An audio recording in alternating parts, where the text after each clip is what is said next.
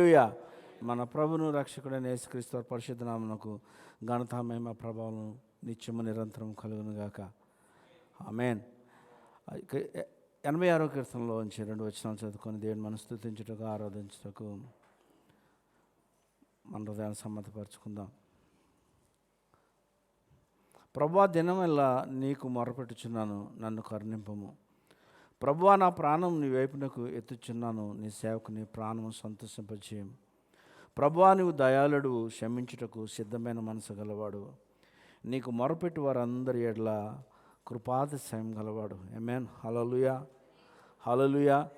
భక్తుడు ఇక్కడ మాట్లాడుతున్న దినమెల్లా నీకు మొరపెట్టుకుంటున్నాను, దినమంతా నీకు ప్రార్థన చేస్తున్నాను, నా ప్రాణాన్ని నీ వైపు ఎత్తుపట్టుకుంటున్నాను. ఆమేన్. హల్లెలూయా. ఎందుకంటే నువ్వు కృప చూపేవాడవు, నువ్వు జాలి గలవాడు అని దేని వైపు తన యొక్క పరిస్థితిని ఒప్పుకుంటున్నాడు. ఆమేన్. హల్లెలూయా, హల్లెలూయా. మనము కూడా దినమంతా మొరపెట్టేవారుగా ఉండాలి. రెండోది, మన ప్రాణాన్ని ఆయన వైపు ఎత్తుపట్టుకుంటే ఖచ్చితంగా ఆయన నిత్యముగా మనకు కృప చూపించేవాడు. కృపాతిశయము అంటే ఏంటంటే విస్తారమైన కృప కలిగిన వాడు. ఆమేన్. హల్లెలూయా. ఆయన విస్తారమైన కృప మన పట్ల చూపించడానికి ఇష్టపడుచున్న దేవుడని ఈ ఉదయకాలం దేవుడు మనతో మాట్లాడుచున్నాడు. హల్లెలూయా. మనం కూడా అందరు లేచి నిలబడి భక్తుడు మొరపెట్టుకున్నట్లుగా మనం కూడా మొరపెట్టుకుందామా? ఆయన సన్నిధికి వచ్చిన మనము మౌనంగా ఉండకూడదు, కానీ మన స్థితిని ఒప్పుకొని ఆయన వైపు మనం చూస్తే, మన ప్రాణము ఆయన వైపు చూస్తే ఆయన మన పట్ల కృప చూపించే దేవుడని వాక్యం ద్వారా మాట్లాడుతున్న దేవునికి మన హృదయాన్ని సమ్మతపరుచుకుందాం. ఆయనతో అనుసంధానం చేసుకుందాం, ఆయనతో కలుపుకుందాం, ఆయనతో సహవాసం చేద్దాం. ఉదయకాలము మీ అందరికీ దేవుడు ఒక గొప్ప అవకాశం ఇస్తున్నాడు. నీ హృదయాన్ని, నీ యొక్క ప్రాణాన్ని ఆయన వైపు ఎత్తుపట్టుకోవడానికి, 2 చేతులు చాచి ఆయనకి సబ్మిట్ చేసుకోవడానికి దేవుడు ఈ కృప చూపిస్తున్నాడు. హల్లెలూయా, హల్లెలూయా, హల్లెలూయా. ఆయన వైపు చూద్దాం, ప్రార్థన చేసుకుందాం. 2 చేతులు ఆయన వైపు ఎత్తుపట్టుకొని మన ప్రాణాన్ని ఆయన వైపు ఎత్తుపట్టుకొని ప్రార్థన చేసుకుందాం. పాస్టర్ గారు వచ్చి ప్రార్థన చేస్తారు. హల్లెలూయా. అందరూ కూడా ప్రార్థన చేసుకుంటుండండి. పాస్టర్ గారు వచ్చి ప్రార్థన చేస్తారు. ఖరాల నా ప్రాణాన్ని వైపు ఎత్తి పట్టుకొచ్చినాను. చేసుకుందామండి. హల్లెలూయా, హల్లెలూయా, హల్లెలూయా. స్తుతి స్తుతి స్తుతి స్తుతి స్తుతి. స్తోత్రం నాయనా, స్తోత్రం తండ్రి, స్తోత్రం నాయనా, స్తుతి స్తోత్రములు, స్తోత్రం తండ్రి, స్తోత్రం నాయనా. ప్రభా, యొక్క ఉదయ కాలంలో ప్రభా అయ్యా నీ బిడలుగా చిన్న మందగా చేర్చిన దాన్ని బట్టి స్తోత్రము తండ్రి. ప్రభా అయ్యా మీరు వాగ్దానం చేసిన రీతిగా ఎక్కడ 2-3 నా నామం పేరట కూడుకుంటారు అక్కడ నేనుంటానని మీరు వాగ్దానం చేసిన రీతిగా ప్రభా యొక్క ఉదయ కాలంలో ప్రభా యొక్క సమయంలో ఇక్కడ మీరు మాతో ఉన్నందుకు మీకు వందనాలు, కృతజ్ఞతలు తెలుపుకున్నాం తండ్రి. కృతజ్ఞతాస్తుతి స్తోత్రం తండ్రి. అయ్యా మరి ఇదిగో ఉదయ కాలంలో ప్రభు నీ బిడ్డలు ప్రభా సన్నిధికి రావాల్సి ఉంటుండగా ప్రతి వారిని తోడుకుని రమ్మని ప్రార్థించుకున్నాం ప్రభా. కృపగల తండ్రి, దయగల తండ్రి ప్రభా, ఇదిగో నాయన మీకు స్తుతి యాగము చేయటానికి మాకు సహాయం చేయండి తండ్రి. పరిశుద్ధాత్మ దేవా, మీరు మా మధ్య ఉండమని ప్రార్థించుకున్నాం తండ్రి. ఆత్మదేవా, మీ కార్యమును చూచినట్లుగా దేవా పరిశుద్ధుడా మిమ్మల్ని స్తుతించి ఆరాధించుకున్నట్లుగా మాకు హృదయాలను సిద్ధపరచమని ప్రార్థిస్తున్నాం తండ్రి. ప్రభా, ఏక విషయంలోనూ మీకు ఆయాస్కరంగా ఉన్న ఏ మార్గమున్నా తండ్రి ఉదయ కాలములో ప్రభా యొక్క పరిశుద్ధ రక్తం చేత మమ్మల్ని కడిగి ప్రభా అయ్యా మమ్మల్ని సిద్ధపరచమని ప్రార్థిస్తున్నాం తండ్రి. ఈ స్థలం అంతటి పైన యేసయ్యా నీ యొక్క పరిశుద్ధ రక్తాన్ని ప్రోక్షిస్తున్నాం తండ్రి. స్తోత్రం నాయనా, స్తుతులు, వందనాలు. మహోన్నతుడా నీ నామము ఈ స్థలం అందు మహిమపరచబడిన గాక తండ్రి, ఘనపరచబడిన గాక నాయన. ఓ ప్రభా స్తోత్రం. ఇక బిడ్డలు ప్రభా ఏ విషయంలో వారికి ప్రభా మరి ఏ ఆటంకమున వాటన్నిటిని విడిపించిన ఆయన తండ్రి ఉదయ కాలంలో వారి సంతోషంతో, ఆత్మతోటి, సత్యముతో స్తుతించి ఆరాధించుకోవడానికి నీ కృపా కనికరం ఉంచమని ప్రార్థిస్తాం తండ్రి. ప్రభా నీవు హెచ్చింపబడాలి నాయన, మేము తగ్గింపబడాలి తండ్రి. ప్రభా యేసయ్యా నీవు మాలో హెచ్చింపబడు నాయన ఉదయ కాలంలో నా తండ్రి దేవా. ఇదిగో నాయన యొక్క కార్యక్రమం అంతటిని కూడా పరిశుద్ధ మీ హస్తములకు అప్పచెప్పుకున్నాం తండ్రి. వాక్య పరిచర్యలోను ప్రభా ఆరాధన క్రమం అంతట్లోనూ కూడా మీరుండి సమస్తము మీ యొక్క నామ మహిమార్థము ఘనముగా జరిపించమని యేసుక్రీస్తు అతి పరిశుద్ధ నామాన్ని బట్టి ప్రార్థించుకుని వేడుకొంచున్నాం పరమ తండ్రి. హల్లెలూయా. ఆయన మనల్ని ఉన్న స్థితిలో విడిచిపెట్టే దేవుడు కాదు ఆయన. ఆమేన్. హల్లెలూయా. మన పట్ల జాలి కలిగిన దేవుడు. ఆమేన్. హల్లెలూయా. మన సంతోషానికి కారణభూతుడైన ఆయన నా సంగీతము, బలమైన కోటయను, జీవాధిపతియు ఆయనే, జీవిత కాలమెల్ల స్తుతించెదను. జీవాధిపతియు ఆయనే, జీవిత కాలమెల్ల స్తుతించెదను. ఆయనే నా సంగీతము, స్తుతుల మధ్యలో నివాసం చేసే దూతలిల్ల పొగడి దేవుడాయనే. స్తుతుల మధ్యలో నివాసం చేసే దూతలిల్ల పొగడి దేవుడాయనే. వేడుచుండు భక్తుల మొరలు వినే, వేడుచుండు భక్తుల మొరలు వినే. దిక్కులేని పిల్లలకు దేవుడాయనే, దిక్కులేని పిల్లలకు దేవుడాయనే. ఆయనే నా సంగీతం. పాడదాం. బలమైన కోటయును, జీవాధిపతియు ఆయనే, జీవిత కాలమెల్ల స్తుతించెదము. జీవాధిపతియు ఆయనే, జీవిత కాలమెల్ల స్తుతించెదము. ఆయనే నా సంగీతము. ఇద్దరు ముగ్గురు నా నామంబున ఏకీభవించిన వారి మధ్యలోన, ఇద్దరు ముగ్గురు నా నామంబున ఏకీభవించిన వారి మధ్యలోన, ఉండేదానని నా మన దేవుని, ఉండేదానని నా మన దేవుని. కరములు తట్టి నిత్యం స్తుతించెదము, కరములు తట్టి నిత్యం స్తుతించెదము. ఆయనే నా సంగీతము, బలమైన కోటయును, జీవాధిపతియు ఆయనే, జీవిత కాలముల స్తుతించెదము. జీవాధిపతియు ఆయనే, జీవిత కాలముల స్తుతించెదము. ఆయనే నా సంగీతము. సృష్టికర్త క్రీస్తు యేసు నామమును జీవిత కాలమెల్ల కీర్తించెదము. సృష్టికర్త క్రీస్తు యేసు నామమును జీవిత కాలమెల్ల కీర్తించెదము. రాకడలు ప్రభుతో నిత్యముందుము, రాకడలు ప్రభుతో నిత్యముందుము. మృక్కేదము స్తుతించుము పొగడెదము. ఆయనే నా సంగీతము, బలమైన కోటయును, జీవాధిపతియు ఆయనే, జీవిత కాలమెల్ల స్తుతించెదము. జీవాధిపతియు ఆయనే, జీవిత కాలమెల్ల స్తుతించెదము. హల్లెలూయా, హల్లెలూయా, హల్లెలూయా. ఆయన జీవించుచున్నాడు కనుక మనం రేపటి దినాన్ని ఫేస్ చేయగలుగుతాం. ఆమేన్, హల్లెలూయా. ఈ దినంతో మన స్థితి ముగిసిపోలేదు. ఆమేన్, హల్లెలూయా. మన నిరీక్షణకు ఆయనే ఆధారం. ఆమేన్, హల్లెలూయా. ఆయన స్తుతిద్దాం, ఆయన ఘనపరుద్దాం. హల్లెలూయా. స్తుతి మహిమ ఎల్లప్పుడూ దేవునికి ఇచ్చేదాము. హల్లెలూయా. స్తుతి మహిమ ఎల్లప్పుడూ దేవునికి ఇచ్చేదాము. హల్లెలూయా, హల్లెలూయా, హల్లెలూయా, హల్లెలూయా, హల్లెలూయా, హల్లెలూయా, హల్లెలూయా. స్తుతి మహిమ ఎల్లప్పుడూ దేవునికి ఇచ్చేదము. హల్లెలూయా. స్తుతి మహిమ ఎల్లప్పుడూ దేవునికి ఇచ్చేదము.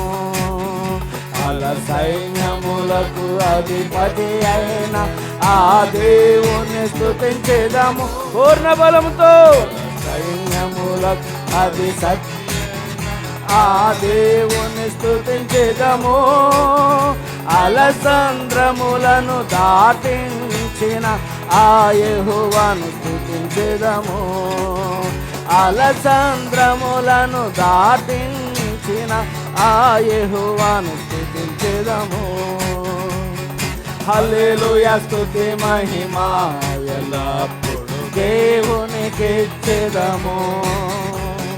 హల్లెలూయా స్తుతి మహిమ ఎల్లప్పుడు దేవునికి ఇచ్చెదము. ఆకాశము నుండి మన్నాను పంపిన దేవుని స్తుతించెదము. ఆకాశము నుండి మన్నాను పంపి దేవుని స్తుతించెదము. బండ నుండి మధుర జలమును పంపిన ఆ యెహోవాను స్తుతించెదము. బండ నుండి మధుర ఆ యెహోవాను స్తుతించెదము. హల్లెలూయా స్తుతి మహిమ ఎల్లప్పుడు దేవునికి ఇచ్చెదము.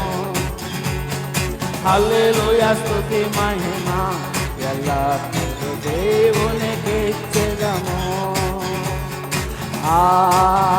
హల్లెలూయా హల్లెలూయా హల్లెలూయా హల్లెలూయా హల్లెలూయా హల్లెలూయా హల్లెలూయా స్తుతి మహిమ ఎల్లప్పుడు దేవునికి ఇచ్చెదము. హల్లెలూయా స్తుతి మహిమ ఎల్లప్పుడు దేవునికి ఇచ్చెదము. హల్లెలూయా హల్లెలూయా. ఎడారిలో మరి ఆధారం లేదు. ఆమేన్. వారి దాహాన్ని ఎవరో తీర్చలేరు. ఆమేన్.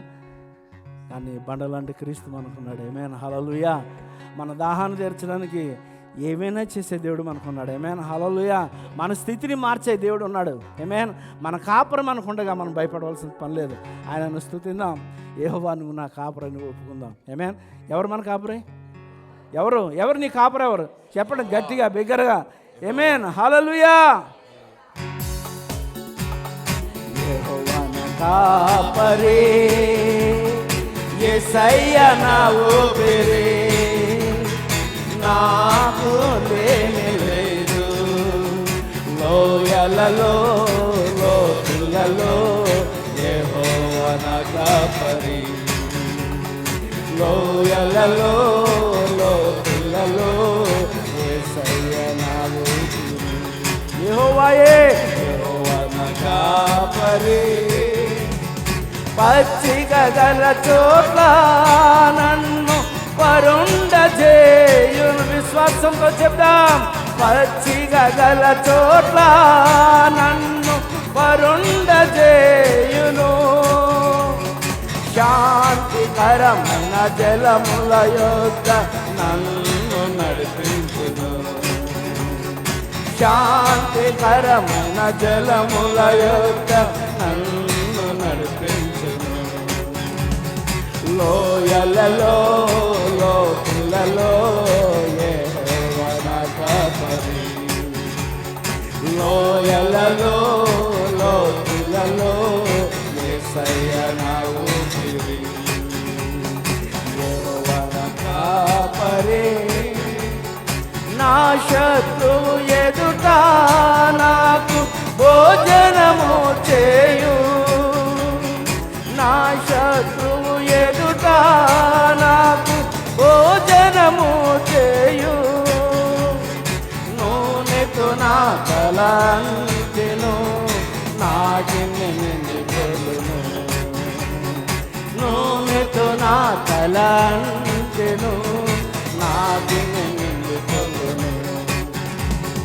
లోయలలో లోతులలో యెహోవా నా కాపరి, లోయలలో లోతులలో యేసయ్యా నా ఊపిరి.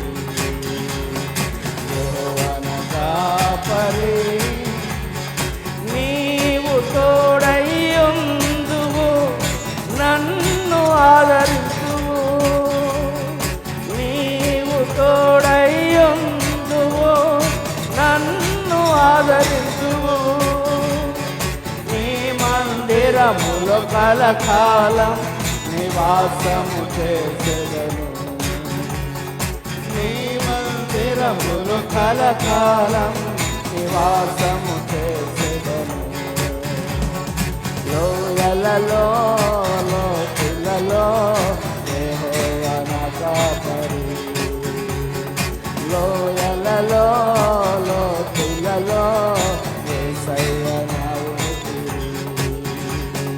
యెహోవా నా కాపరి, యేసయ్య నా ఊపిరి. నాకు లేదు లోయలలో లోతులలో యెహోవా నా కాపరి. లోయలలో లోతులలో యేసయ్య నా ఊపిరి. యెహోవా నా కాపరి, యేసయ్య నా ఊపిరి. హల్లెలూయా. అదే ధ్యానంతో ప్రభుని ఆరాధిద్దాం. మన కాపరి కృప కలిగిన దేవుడు కదా. ఆయన వైపు రెండు చేతులు పట్టుకుందాం, ఎత్తి పట్టుకొని మన ప్రాణాన్ని ఆయన వైపు ఎత్తి పట్టుకొని అడుగుదాం. అయ్యా నన్ను కడగండి, అయ్యా నా ప్రాణాన్ని కడగండి, నా ప్రాణాత్మ దేహం నన్ను కడగండి ప్రభు అని ఒప్పుకుందాం. ఆయన జాలి కలిగిన దేవుడు. నేను ఉన్న స్థితిలో విడిచిపెట్టే దేవుడు కాదు. ఆమేన్. హల్లెలూయా.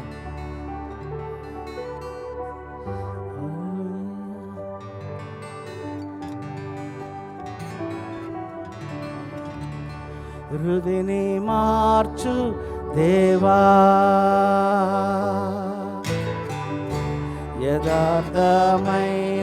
యథార్థమైనదిగా హృదయని మార్చు దేవా, నీతో నుండుటకు హృదయని మార్చు దేవా,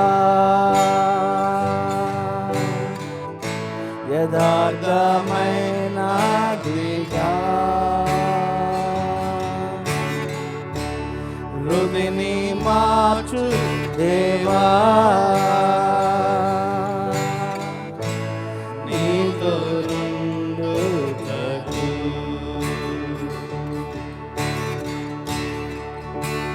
నీవు కుమ్మరివి, నేను మాంటిని, మల్చి రూపించమని నా ప్రార్థనా.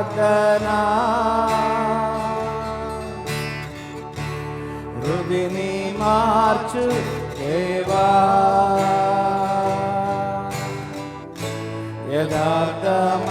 యథార్థమైనదిగా హృదయని మార్చు దేవా, నీతో నుండుటకు. ఆశతో ఆరాధిద్దాం.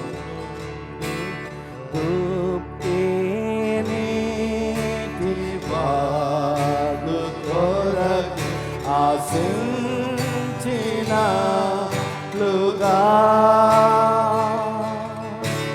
నీ కొరకే ప్రభువా నా ప్రాణం ఆశపడుచున్నది.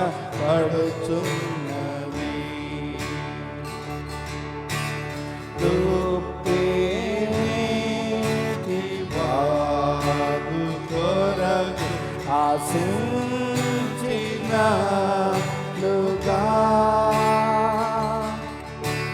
నీ కొరకే ప్రభువా నా ప్రాణం ఆశపడుచున్నది.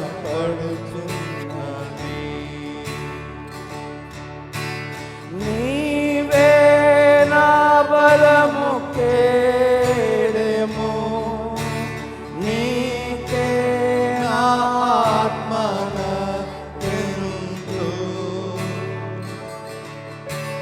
నీ కొరకే ప్రభువా నా ప్రాణం ఆశపడుచున్నది. యేసయ్యా నీ కొరకే ప్రభువా నా ప్రాణం ఆశపడుచున్నది.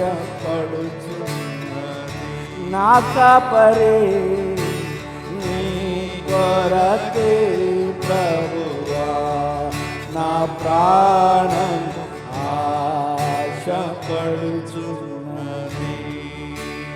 హల్లెలూయా.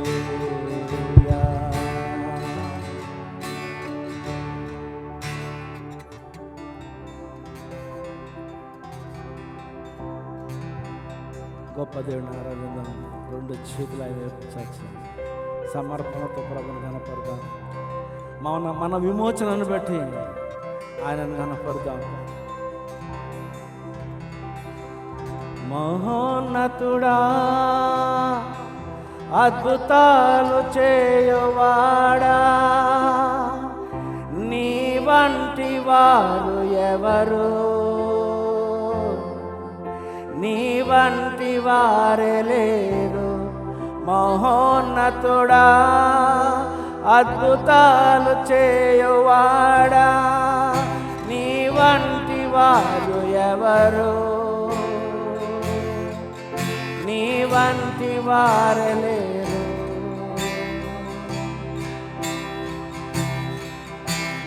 మహిమకు పాత్రుడా ఘనతకు అర్హుడా మా చేతులెత్తి మేము నిన్నారాధించెదము.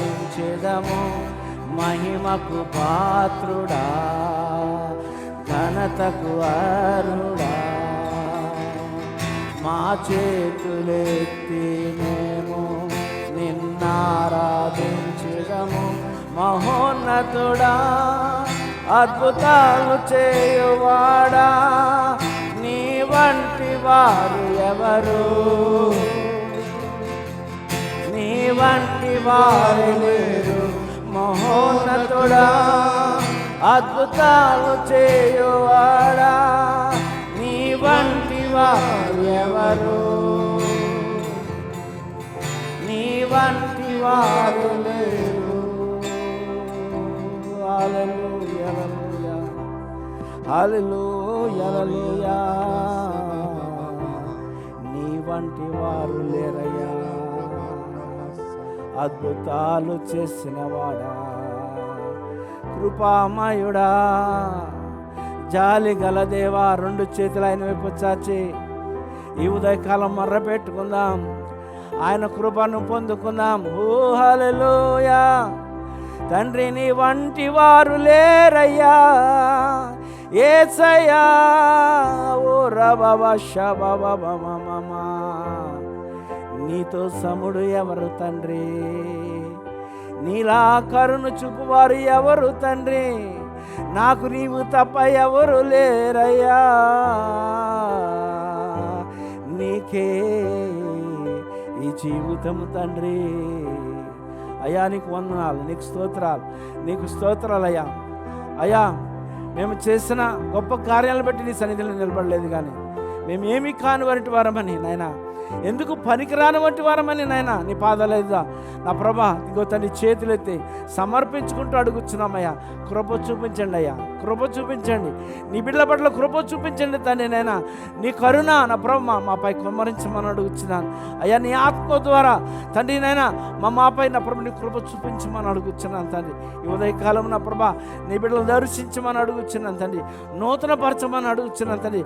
నూతన హృదయం మీరు మాకు దయచేయమని అడుగుతున్నానయ్యా తండ్రి. మమ్మల్ని సంపూర్ణంగా నా ప్రభ నీ బిడ్డలుగా ఈ లోకంలో జీవించుటకు నా ప్రభ జ్యోతుల వలె ప్రకాశించినట్లునైనా తండ్రి నీ ఆత్మ ద్వారా నా ప్రభ మమ్మల్ని అభిషేకించి నడిపించమని అడుగుతున్నానయ్యా.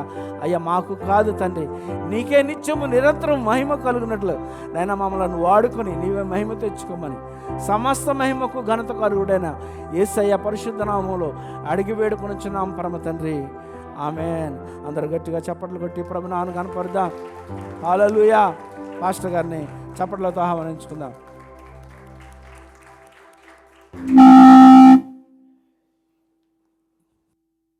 హల్లెలూయా.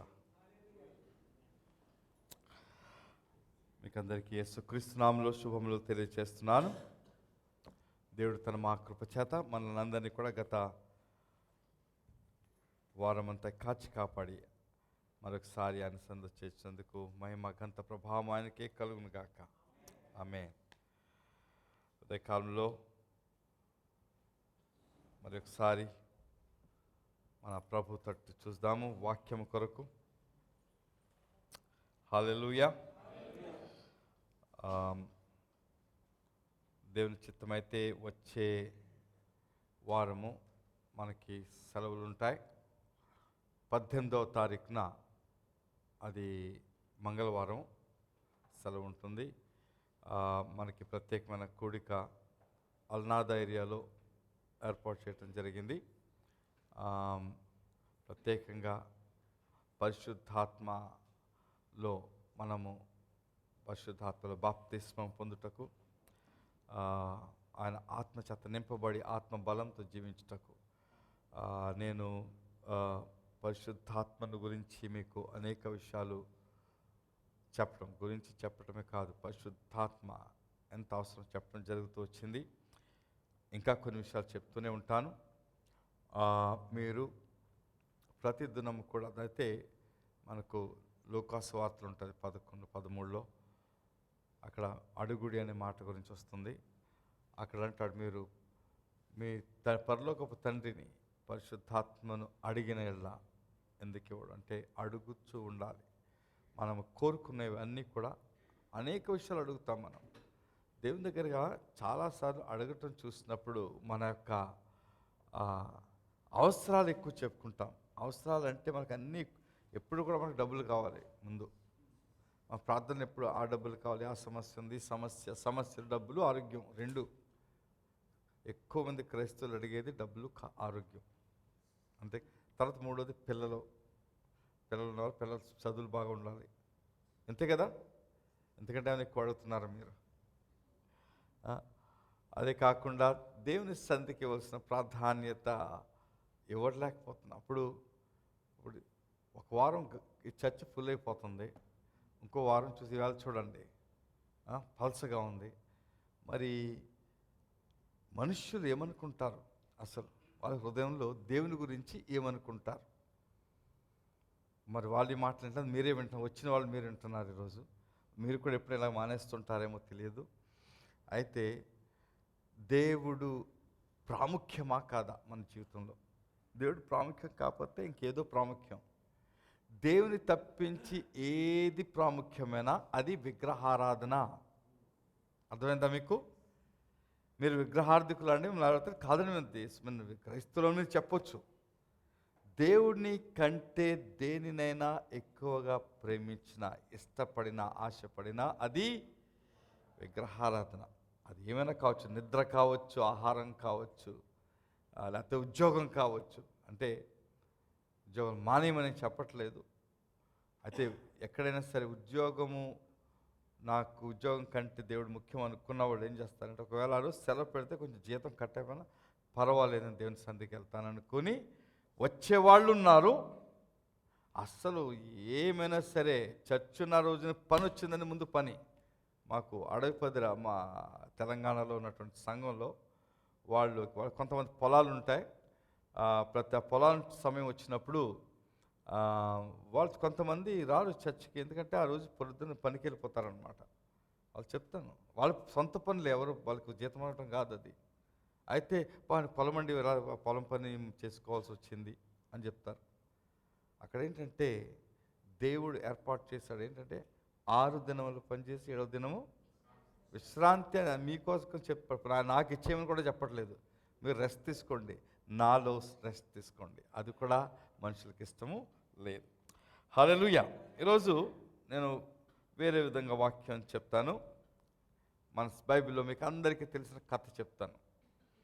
మంచి సమరయుడి కథ మీకు అందరికీ తెలుసు కదా. అయితే ఈ చెప్పే యొక్క వాక్యానికి మంచి సమరయుడు 2 నాణెములు అనే శీర్షికతో ఇంగ్లీష్లో గుడ్ సమారిటన్ అండ్ 2 కాయిన్స్ అనే విషయాన్ని మీకు చెప్తాను. దానికి లూకాసు వార్త 10వ అధ్యాయం తీసుకుందాం. లూకాసు వార్త 10వ అధ్యాయం 30 నుంచే స్టోరీ ఉంటుంది. అయితే మనకి ఆ స్టోరీ బాగా తెలుసు. ఒక యూదుడు ప్రయాణం చేస్తున్నాడు. ప్రయాణం చేస్తూ మరి యెరూషలేం నుండి యెరికోకి వెళ్ళిపోతున్నాడు, ఆ సైడ్కి వెళ్ళిపోతున్నాడు, దూరంగా వెళ్తున్నాడు. వెళ్ళే సమయంలో దొంగలు పట్టుకున్నారు, కొట్టేశారు, బాగా కొట్టేశారు. అక్కడ ఏమంటే కొర ప్రాణంతో విడువబడ్డాడు. అయితే మొదట ఒక యాజకుడు వచ్చాడు, అంటే యూదుడే, పడున్నవాడు యూదుడే, యాజకుడు యూదుడు, అంటే దైవ సేవకుడు. వాళ్ళ ప్రకారంగా వచ్చి అలా చూసి మూలుగుతూ ఉన్నటువంటి అతను చూసి ఏం చేశాడంటే పక్క కొంచెం దూరంగా వెళ్ళిపోయాడు. మళ్ళీ దగ్గరికి వెళ్తే మూలిగిన పడుతుంది లేకపోతే ఏమవుతుంది అనేసి దూరంగా వెళ్ళిపోయాడు. రెండో వాడు వచ్చాడు, వాడు కూడా లేవీయుడు, అది కూడా దైవ సేవకుడే. అయితే మూలుగు విని కొంచెం దూరంగా వెళ్ళిపోయి మళ్ళీ వెళ్ళిపోయాడు, దగ్గరికి రాలేదు సహాయం చేయడానికి. అప్పుడు సమరయుడు వస్తాడు. యూదులకి సమరయులకు ఉన్నటువంటి సంబంధం ఎటువంటిదంటే అస్సలు మరి వాళ్ళు మాట్లాడుకోరు, ఒకరితో ఒకరు మాట్లాడరు, సంభాషణ చేయరు, చాలా వ్యతిరేకం ఒకరికొకళ్ళు. అందుకే యేసుక్రీస్తు సమరయ స్త్రీతో మాట్లాడినప్పుడు ఆ శిష్యులు ఏంటి ఈ సమరయ స్త్రీతో ఆవిడ అంటుంది, నువ్వు యూదుడివి నాతో మాట్లాడుతా, నన్ను నీళ్ళు అడుగుతున్నావేంటి? ఆశ్చర్యపోయింది ఆమె. అటువంటి పరిస్థితి. అయితే అతడు వచ్చాడు, అతడు మూలుగు విన్నాడు. అక్కడ ఆ మూలుగు విన్నప్పుడు అసలు జీవితంలో మానవత్వము చాలా ముఖ్యము. మానవత్వం, హ్యుమానిటీ అంటారు ఇంగ్లీష్లో. మానవత్వంను బట్టి అతడు మూలుగుతున్న దగ్గరికి వచ్చాడు. వచ్చిన తర్వాత మరి అక్కడి నుంచి మనం వాక్యం చదువుకుందాం. లూకాసు వార్త 10:33. అయితే ఒక సమరయుడు ప్రయాణమైపోవచ్చు, అతడు పడి ఉన్న చోటికి వచ్చి అతనిని చూచి అతని మీద జాలిపడి, కొన్ని ఇక్కడ మూలమైనటువంటి మాటలు మీకు చెప్పాలని ఆశపడుచున్నాను. ఇక్కడ చెప్పే ముందు అర్థం చేసుకోండి, ఈ పరిస్థితి యేసుక్రీస్తు 2 విధాలుగా నేర్పిస్తున్నాడు. ఒకటి, మనము మీ యొక్క పొరుగువానికి ఏమి చేయాలి. పొరుగువాడు ఎవడంటే సమరయుడైనా, ఒక పాపి అయినా, లేకపోతే ఇంకో వేరే మతస్థుడైనా, కష్టంలో ఉన్న ఏ మనిషి అయినా కష్టం నీవు సహాయం చేయగలిగినప్పుడు నువ్వు సహాయం చేయవాలని మనకి నేర్పిస్తున్నాడు ఒకటి. రెండవది, ఈ మంచి సమరయుడు ఎవరు అని అనుకున్నట్లయితే యేసు తన్ను గురించి చెప్తున్నాడు. ఈ మంచి సమరయుడు సహాయము చేసే, ఈ మంచి సమరయుడు సహాయం చేసేవాడు ఎవరు అంటే యేసుక్రీస్తు తను తానుగా ఆ యొక్క మంచి సమరయుడుగా చూపించుకుంటూ ఉన్నాడు. ఎందుకంటే ఆయన చేసిన కార్యములు అన్నీ కూడా ఇక్కడ చాలా స్పష్టంగా కనపడుతుంటాయి. అది ఇక్కడ ఏమిటంటే ఆ మంచి ఒక సమరయుడు ప్రయాణమైపోవచ్చు, అతడు పడిన చోటుకు వచ్చి అతనిని చూచాడు. చూచి పక్క నుంచి వెళ్ళిపోలేదు. ఏం చేశాడు? అతని మీద జాలిపడి దగ్గరకు పోయి నూనెయు ద్రాక్షారసమును పోసి అతని గాయములను కట్టి తన వాహనం మీద ఎక్కించి ఒక పూట కూళవాని ఇంటికి తీసుకొని పోయి అతన్ని పరామర్శించెను. ఈ ఒక్కొక్క క్రియలో అర్థముంది. తర్వాత 35 కూడా చదువుతానండి. మరునాడతడు 2 దేనారములను తీసి ఆ పూట కూళవానికిచ్చి ఇతని పరామర్శించుము, నీవింకేమైనా ఖర్చు చేసినలా నేను మరలా వచ్చినప్పుడు అది నీకు తీర్చెదనని అతనితో చెప్పిపోయాను. సువార్త అంతా ఈ 2 వచనాల్లో ఉంది. సువార్త అంత ఉంది. ఎలాగంటే ఈ యొక్క పడిపోయినటువంటి ఈ యొక్క యూదుడు ఎవడంటే, పడిపోవటం అంటే పాపములో పడిపోయినవాడు, దెబ్బ తిన్నవాడు, సాతాను చేత మరి బాధింపబడి గాయపరచబడినవాడు, సంఖ్యలతో కట్టబడినవాడు. అటువంటి వాడు ఈ పరిస్థితిలో ఉన్నాడు. అతన్ని రక్షించడానికి ఎవరు, ఏ మనిషి కూడా రాలేదు. అయితే ఒక్కడొచ్చాడు, రక్షకుడు. ఆయన రక్షించడానికి మన యేసు ప్రభు ఒక్కడే రక్షకుడుగా ఈ లోకానికి వచ్చాడు. హల్లెలూయా. మన యేసు ప్రభు ఒక్కడే వచ్చే రక్షకుడుగా. మనము పాపంలో పడి ఉండగా, సాతాను బంధకంలో ఉంటుండగా, పాపపు బంధకాల్లో ఉంటుండగా, మరి వాటి నుంచి విడిపించడానికి వచ్చిన వాడు యేసుక్రీస్తు ఒక్కడే. ఆ యేసుక్రీస్తు ఒక్కడే. ఇక్కడ మొదటి మాట 34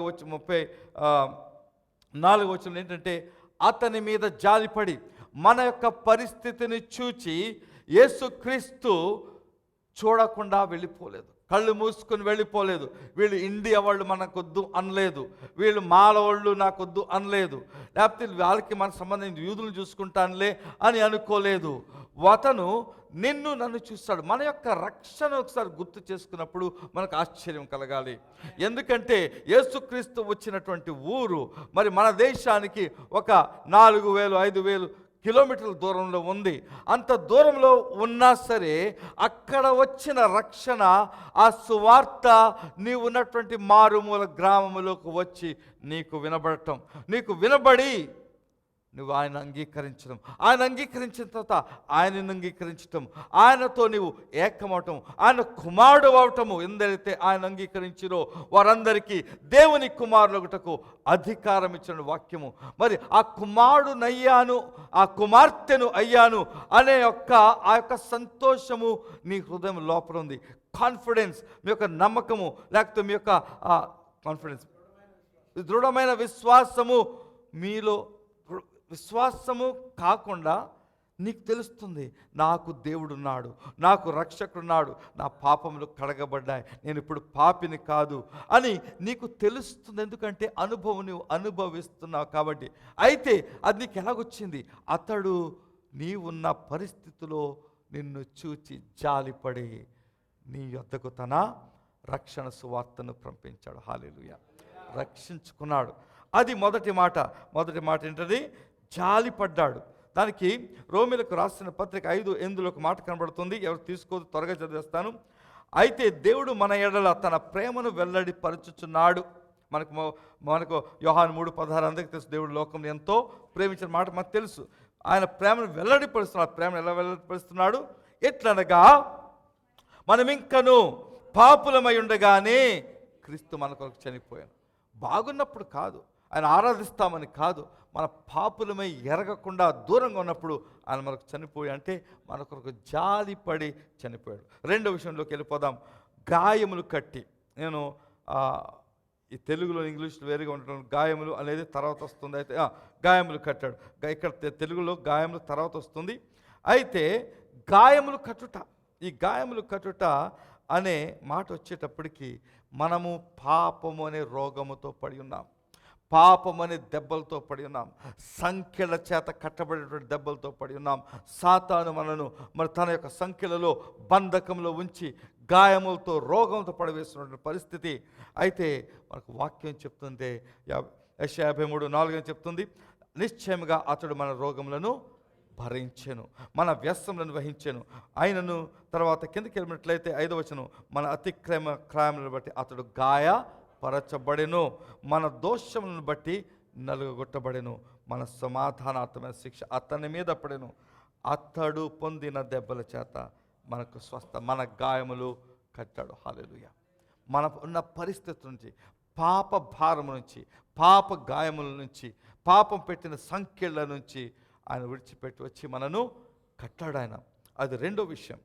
మనం ముందుకు ఇంకా వెళ్ళినట్లయితే మూడవది, నూనెయు ద్రాక్షారసమును పోసి అనే మాట చెప్తున్నాడు. నేను కొన్ని ముందుకు ఎందుకు వెళ్తానంటే ఒక 2 విషయాలను దాకరగా కొంచెం సమయం స్పెండ్ చేయాలని ఆశపడుతున్నాను. అందుకే దీన్ని స్పీడ్గా తీసుకెళ్తున్నాను నేను. నూనెయు ద్రాక్షారసము, ఈ రెండింటికి అర్థం ఉంది. నూనెయు ద్రాక్షారసము. ఈ యొక్క ద్రాక్షారసము యేసుక్రీస్తు యొక్క రక్తమునకు సదృశ్యము. నూనె పరిశుద్ధాత్మకు సాదృశ్యము. ఆయన ఈ గాయము కట్టి అంటే ఏంటంటే రక్షించాడు, అంటే మనం పరిస్థితిని తీసుకుని రక్షించాడు. రక్షించిన తర్వాత ఆ రక్షించే సమయం ఎలాగ రక్షించాడంటే ద్రాక్షారసము పోసి ఆ యొక్క గాయములను కట్టాడంటే కడిగాడు. కడిగిన తరువాత ఆ తర్వాత నూనె పోస్తున్నట్టుగా మనం చూస్తున్నాం. అయితే ఇక్కడ వాక్యం ఏం చెప్తుందంటే మొదటి యోహాను పత్రిక 1వ అధ్యాయము 7వ వచనం ఆఖరి భాగం చూసినట్లయితే అక్కడ ఏమంటుందంటే, అప్పుడు ఆయన కుమారుడైన యేసు రక్తము ప్రతి పాపము నుండి మనలను పవిత్రులుగా చేయును. యేసు రక్తం మన ప్రతి పాపం నుండి ఆయన పవిత్రం చేస్తాడు. రక్తం అది, ఆయన కాచిన రక్తము ఆ యొక్క ద్రాక్షారసమునకు సాదృశ్యంగా ఉంటుంది. ఆ ద్రాక్షారసం పోసినప్పుడు మామూలుగా ద్రాక్షారసము ఒక ఇంగ్లీష్లో స్పిరిట్ అంటాం. మీకు ఇంజెక్షన్ రాసినప్పుడు రాసి పెడతారు, దూది తీసుకుని రాస్తారు, అది స్పిరిట్. స్పిరిట్ అంటే దానికి స్పిరిట్ అన్నా ఆత్మ అన్నా ఒకటే మళ్ళీ. సో ఈ ద్రాక్షారసం కూడా ఒక స్పిరిట్ ఒక విధంగా. ఎందుకంటే దాంట్లో ఆల్కహాల్ అంటే దాంట్లో తెలుగు ఆల్కహాల్ ఏమంటారు, సారా అంటారా లేదా ఏమంటారు? ఎగ్జాక్ట్లీ ఆల్కహాల్కి తెలుగు వర్డ్ ఉందా లేదా? ఉంటుంది ఇక్కడ. అంటే మద్యం, బహుశా ఏదో ఉంటుందండి ఆల్కహాల్. సైంటిఫిక్ వర్డ్ ఎవరికైనా తెలుసా? ఇంగ్లీష్లో ఆల్కహాల్, స్పిరిట్, ఓకే, ఏదైనా కావచ్చు. మీకు అందరికీ తెలుసు ఆల్కహాల్ అంటే, అందరికీ తెలుసు కాబట్టి చెప్తున్నాను. అది ఆ యొక్క దాంట్లో ఉన్నటువంటి ప్రత్యేకత ఏంటంటే, మనము ఏదైనా పుండు మీద కానీ గాయం మీద కానీ వేసి దాన్ని తుడిచినప్పుడు ఆ గాయం మీద ఉన్నటువంటి ఆ బ్యాక్టీరియాని చంపివేసి అది క్లీన్ చేస్తుంది. అయితే గాయము కట్టబడాల తర్వాత దానికి మందు రాయాలి, ఆయింట్మెంట్ అంటాం ఇంగ్లీష్లో, ఏదో ఆయింట్మెంట్ పెట్టుకుంటాం. ఇక్కడ నూనె, వారికి ఏంటంటే ఒలివ ఆయిల్ వేసి వాళ్ళు కట్టుకునేవారు, వారి యొక్క పద్ధతి. ఆయన దగ్గర 2 కూడా ఉన్నాయి. ఆ రెండిని తన పదార్థాలని ఆయన మీద వ్యయం చేస్తున్నాడు. ఆయన యేసుక్రీస్తు కూడా తన రక్తమును మన కొరకై చిందించి వ్యయం చేశాడు. అలాగే అది అయిపోయిన తర్వాత ఏం చేస్తాడంటే, ఆ యొక్క నూనె పరిశుద్ధాత్మకు సాదృశ్యం. చాలా వాక్యాలు ఉంటే ఒక వాక్యం చూపిస్తున్నాను. 1 సమూయేలు 16వ అధ్యాయము 13వ వచనం చూసినట్లయితే అక్కడ ఆ నూనె ఎలాగ పరిశుద్ధాత్మలో పనిచేస్తుందో చూస్తాం. సమూయేలు అక్కడ దావీదును మరి ఆయనలో సమూయేలు పిలిచిన తర్వాత దేవుడు చూపిస్తే ఇతను నన్ను ఎన్నుకున్న రాజు ఇతనే అని చూపించినప్పుడు 13వ వచనంలో సమూయేలు తైలపు కొమ్మును తీసి వాని సహోదరుల ఎదుట వానికి అభిషేకము చేసినట్టే. అభిషేకం అంటే తైలము పోసాడు. పోసిన తర్వాత ఏమైంది? నాట నుండి యెహోవా ఆత్మ దావీదు మీదకి వచ్చింది. తైలం పొగేమొచ్చింది, ఆత్మ వచ్చింది. ఆత్మ వచ్చిన తర్వాత సమూయేలు వెళ్ళిపోయాడు. దావీదు బలముగా వచ్చెను. ఈ యొక్క నూనె పరిశుద్ధాత్మకు సాదృశ్యంగా నిలుస్తుంది. కాబట్టి యేసుక్రీస్తు రక్షించి, అక్కడ మనకి తెలిసిన వాక్యం, బాగా తెలిసిన వాక్యం ఎప్పుడు చెప్తుంటాను, అపోస్తల కార్యములు 2:38లో మీరు మారు మనస్సు పొంది బాప్తిస్మం పొందుడి, అప్పుడు పరిశుద్ధాత్మను వరం పొందుతారు. మొదట మారు మనస్సు, తర్వాత బాప్తిస్మం అంటే ఒప్పుకొనుట, అప్పుడు పరిశుద్ధాత్మ మీలోనికి వచ్చి నివాసము చేస్తుంటాడు. అలాగుననే ఈయన మీదకి మరి ఆత్మను కూడా పంపినట్లుగా మనం చూస్తున్నాం. ముందుకెళ్ళిపోతే ఇంకో మాట కనపడుతుంది. అప్పుడు తర్వాత ఏం చేస్తాడు? తీసుకుని పోతాడు. ఎలా తీసుకుపోతాడంటే, తన వాహనం గురించి చెప్తాను. అయితే దాని ముందు పూట కూళవాణి ఇంటికి తీసుకుపోయాను. అంటే ఒక సత్రము, అంటే సత్రానికి తీసుకువెళ్తాడు. పూటకూళ్ళు అంటే సత్రము. మన దేశంలో తెలుసు, కొన్నిసార్లు ఎక్కడైతే తీర్థాలు జరుగుతుంటాయి అక్కడ సత్రాలు ఉంటాయి. అంటే ఇల్లు ఏం లేని వాళ్ళు వెళ్ళి అక్కడ పడుకోవడానికి కొంచెం స్థలం ఉంటుంది. ఎక్కడో ఆ రోజుల్లో, పాత రోజుల్లో, ఇప్పుడు అందరూ హోటల్లోకి వెళ్ళిపోతున్నారు. అయితే పాత రోజుల్లో సత్రాలు ఉండేవి. సత్రంలోకి వెళ్ళి ఉండొచ్చు అన్నమాట. వారు ఫ్రీగా వచ్చేవారు ఆ రోజుల్లో. అలాగా వీళ్ళు ఏదో కొన్ని డబ్బులు తీసుకుని సత్రం మార్గ మధ్యంలో, ఇంగ్లీష్లో మీకు అమెరికాలో మాట ఉంటుంది, ఏంటంటే మొటేల్ అంటారు. మొటేల్ అంటే హోటల్ కాదు, మొటేల్ అంటే రోడ్డు మీద ఉండే హోటల్. మోటార్స్ వెళ్ళి అంటే మీ కారు తిన్నగా పట్టుకెళ్ళి మీ రూమ్ ఎదుర పార్క్ చేసుకోవచ్చు. అలా కడతారు వాటిని అమెరికా దేశంలో. అంటే మీ రూమ్ ఎక్కడుందో అక్కడే డోర్ ఉంటుంది, మీ కారులో సామాన్ తీసుకెళ్ళి దాంట్లో పెట్టుకోవచ్చు. దాన్ని మొటేల్స్ అంటారు. అంటే ప్రయాణం చేసే వాళ్ళకి సహాయంగా. అలాగునని మరి ఆ దేశంలో కూడా ఈ సత్రాలు ఉంటాయి. ఉన్నప్పుడు దానిలోనికి తీసుకెళ్తాడు. దీనికి నేను మీకు సాదృశ్యం ఏం చెప్తున్నానంటే, దేవుడు ఇక్కడ ఏమంటాడంటే, దేవుడు రక్షించిన తర్వాత మన కొరకు కాపాడుతాడు. He takes care of us. ఇంగ్లీష్లో మనల్ని కాపాడుతూ ఉంటాడు. అది ఎలా చేస్తాడంటే, మనలను ఒక సంఘంలో చేరుస్తాడు. హల్లెలూయా. మిమ్మల్ని ఈ సంఘానికి తీసుకొచ్చింది పాస్టర్లుగా మేము కాదు, దేవుడు తీసుకొచ్చారు. ఇక్కడితో స్పష్టం మీకు, ఎందుకంటే మేము మీ ఇంటికి వచ్చామని పిలిచిన వారము కాదు. అయితే దేవుడు మిమ్మల్ని ఇక్కడ తీసుకొచ్చాడు. దానికి వాక్యం ఉంది. అపోస్తుల కార్యములు 2:47 చూసినట్లయితే, వారు మనం సువార్త చెప్తాము, అయితే సంఘమునకు నడిపించే దేవుడు. అక్కడ అపోస్తుల కార్యం 2:47 చూసినట్లయితే, ఆనందముతోనూ నిష్కపటమైన హృదయముతోనూ ఆహారం పుచ్చుకొనుచుండిరి, మరియు ప్రభు రక్షణ పొందుచున్న వారిని. రక్షణ పొందినంటే ఇప్పటి వరకైతే రక్షణ వచ్చేసింది. ఈ మంచి సమయానికి ఏమో జరిగింది, ప్రాణం కాపాడబడింది, గాయం కట్టబడింది, ఆత్మతో కూడా నింపించాడు. నింపించిన తర్వాత ఆయన ఏం చేస్తున్నాడు, ఒక సంఘములో చేరుస్తున్నాడు. ఆ సత్రము ఈ సంఘములకు సాదృశ్యంగా ఉంటుంది. దాని తర్వాత ఆ సంఘములో ఆ పరామర్శించిన మాట కనబడుతుంది మీకు. ఆ సంఘములో ఆయన టేక్ కేర్ అని చూసా, పరామర్శించుట. అదేంటంటే పరామర్శించడం మనకి ఎక్కడ కనపడుతుందంటే, మనము ఎప్పుడైతే ఆయన చేతి కిందకు వస్తామో మన చింత యావత్తు ఆయన మీద వేసుకుంటామో, అది మనకి 1 పేతురు 5:7 కనబడుతుంది. ఆయన మిమ్మల్ని గూర్చి చింతించుచున్నాడు గనుక మీ చింత యావత్తు ఆయన మీద వేయుడి. మనము ఈ యొక్క మాటలు చాలా అర్థం ఉంది. మనము దేవుని దగ్గరికి వచ్చిన తర్వాత ఆయన మీద ఆధారపడి జీవించాలి, ఆయనలోనే జీవించాలి. అయితే కొంచెం దేవుని మీద, కొంచెం బయట ఆధారపడతాం, మనుషుల మీద. సంపూర్ణంగా దేవుని మీద ఆధారపడి జీవించాం మనం. ప్రాబ్లం ఇది, మనకున్నటువంటి సమస్య. దేవుని మీద ఆధారపడుతుంటే ఆయన చెప్పినట్లుగా చేయాలి, ఆయన నడిపించినట్టుగా నడవాలి. ఆయన ఇది చేయొద్దంటే అది మానేసేయాలి, ఇక్కడికి వెళ్ళొద్దంటే ఇక్కడ వెళ్ళకూడదు, ఈరోజు నువ్వు ఈ పని చేయాలంటే ఆ పని చేయాలి. అది ఆయన మీద ఆధారపడటం అంటే. మన ఇష్టం వచ్చినట్లుగా పనులన్నీ చేసుకున్న తర్వాత సమస్య వచ్చినప్పుడు దేవుని దగ్గరికి వస్తాం, ప్రార్థన చేస్తాం. ఆ సమస్యకు కారణం ఏంటంటే మనం చేసిన పనులు, మనం తీసుకున్న నిర్ణయాలు. అయితే దేవుని దగ్గరికి అప్పుడు వస్తాం. దేవుడు అంటే, నేను ఆ సమస్య రాకుండా నేను నడిపిస్తున్నాను కదా, ఆ నడకలో నువ్వు లేకుండా నీ ఇష్టం వచ్చినట్టు చేసి ఇప్పుడు వస్తావు అని దేవుడు నన్ను అడగొచ్చు. ఆయన దేవుని కృపగలవాడు కనుక ఆయన మిమ్మల్ని గురించి చింతించుచున్నాడు. కాబట్టి మీ చింత యావత్తు ఆయన మనల్ని పరామర్శిస్తూ ఉంటాడు, కాపాడుతూ ఉంటాడు. సంఘములో, సంఘం బయట కాదు, ఇక్కడ సంఘము ఆయన ఏర్పాటు చేసింది కాబట్టి. తర్వాత ఇంకో మాట కనబడుతుంది అక్కడ, మరునాడు అనే మాట ఉంది. కింద లాస్ట్కి వచ్చి చెప్పిపోయాను. మరునాడు ఏం చేశాడంటే ఆఖరికి వెళ్ళిపోతాడు. ఆ మాట, ఆ మరునాడు వెళ్ళిపోయాను అనే మాటకు అర్థం అని తీసుకున్నప్పుడు, యేసుక్రీస్తు మనలను రక్షించి ఆ రోజు ఆయన వచ్చి తన పని చేసిన వెళ్ళిపోయాడు.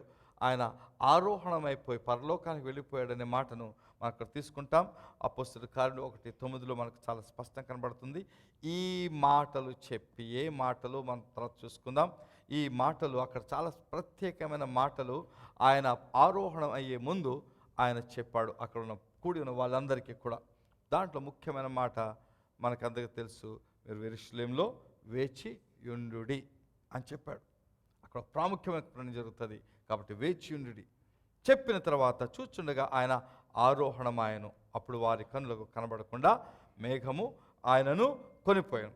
కాబట్టి మరునాడు ఆయన చేసిన కార్యము అయిపోయిన తర్వాత ఆయన సంఘములో ఉంచి అక్కడ నీవు ఆదరింపబడినట్లుగా నేను దాచి ఆయన వెళ్ళిపోయాడు.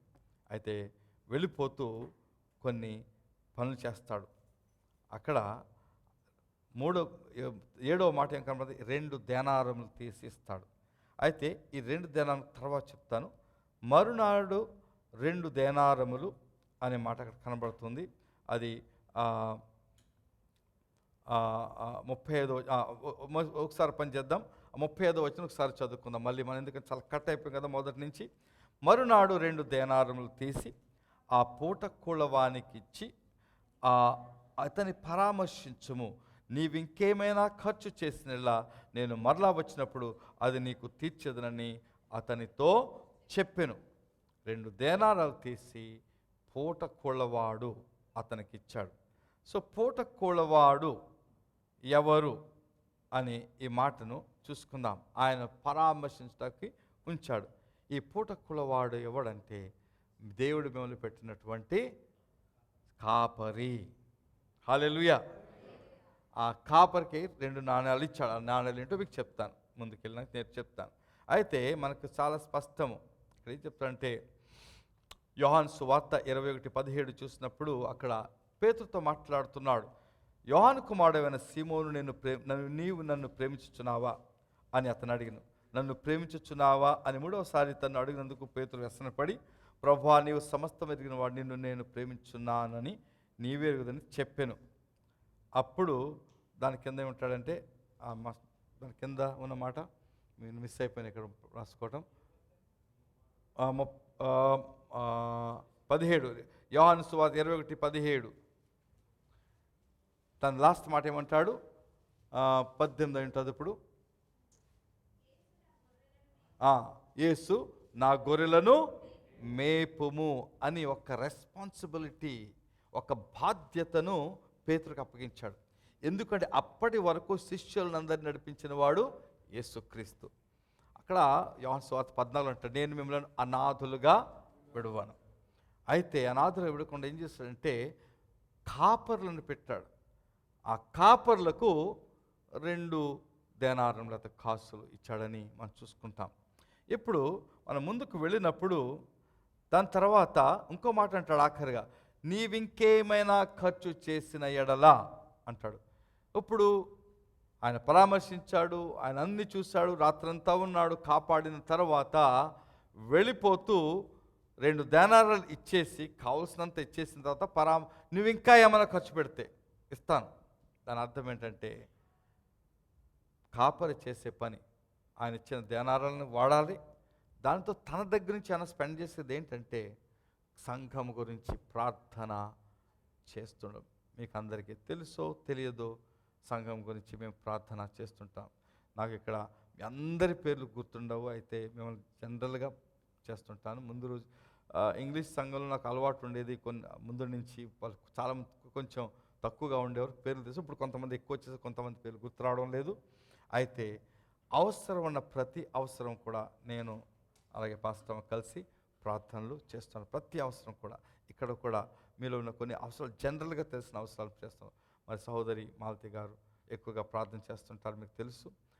తన ప్రార్థన చేయటం కాకుండా ప్రార్థన గుంపును ఏర్పాటు చేసి మరి చైన్ ప్రేయర్స్ నడిపిస్తూ ఉంటారు. ఇది పాస్టర్ చేసి మీకు వాక్యం చెప్పటమే కాదు మా పని, మీ యొక్క ఆత్మీయ జీవితం కొరకు, మీ యొక్క ప్రతి అవసరం కొరకు ప్రార్థన చేసే బాధ్యత. దానికి అక్కడ ఏమంటాడంటే చేసిన నీకు ఇస్తాను, నీకు తీర్చేదను. ఏమంటాడు? తీర్చేదను అంటాడు. ఎప్పుడు? రివార్డ్. దానికి ప్రకటన గ్రంథంలో ఉంటుంది. ప్రకటన 22:12 చూస్తే, ఇదిగో త్వరగా వచ్చుచున్నాను, వాని క్రియల చొప్పున ప్రతి వానికి ఇష్టమైన సిద్ధపరిచిన జీతము నా యొద్ద ఉన్నది. జీతం ఇస్తాడు. పాస్టర్లకే కాదు, మీరు చేసిన పనికి ఒక జీతం ఉంటుంది. హల్లెలూయా. సంఘములో చేయటం ఉంది పని, సంఘము బయట సువార్త ద్వారా పనిచేసిన పని. మీకు ఈ యొక్క జీతము కావాలంటే పని చేయాలి. నేను ఒక ప్రశ్న అడుగుతాను, మీకు ఎంతమందికి నేను దేవుని పనిని చేస్తున్నాను అని మీకు సాటిస్ఫాక్షన్ లేకపోతే సంతృప్తి ఉంది? నేను దేవుని పని చేస్తున్నాను, నాకు జీతం దొరుకుతుంది.